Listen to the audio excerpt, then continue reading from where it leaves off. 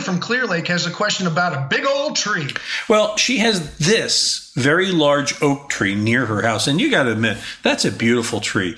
Our first house, yeah, we had a big tree like this at our first house. And it was an important part of the house, and it really completed it like this one does. So that's her concern. Linda writes, my yard is quite small, though. I'm trying to determine if it is better to remove and replace the tree or to install a root barrier. Tom, she's getting conflicting advice. What's yours?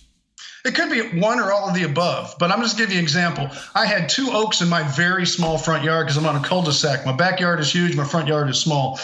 And I took the one farthest away from the house out and left the one closer to the house in. Now, I've been in this house 22 years. This tree, I can't put my arms around it now. It's a live oak, and it's starting to lift my house. The tree is going to have to eventually go, but I don't have the money to do it right now. I figure in the next 12 months. But the beauty about trees is you can go to RCW Nurseries and you can plant all you want. It's not the end all of one tree. It's the beginning of the life of another. Mm-hmm. So I want people to remember that. They say, oh, this tree's gone. We'll never have it again. Yes, you will. You just plant a new one. That's how corn, it comes every year. We have corn, right?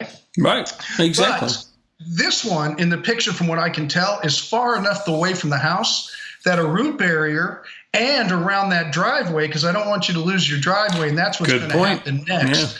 Is you need to address it now. I regretted taking the wrong tree out.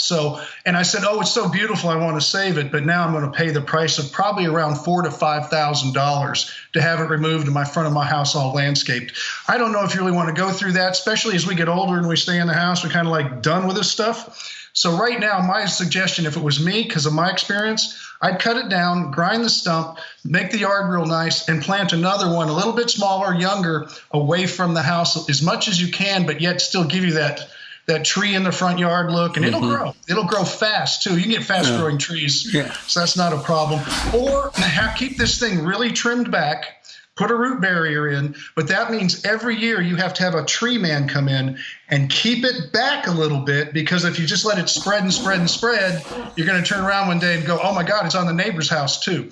So one or the other. Me, I'd take it down, plant another one because I've experienced this. But if you really want to keep it, root barriers and yearly tree maintenance. Arbor True. That's the one that Danny would recommend over at the Garden Pros. So that may be the guy you want to consider calling to handle the tree. But I like the zen of what you said in there, Tom. That's very deep, that the end of one thing is the beginning of another.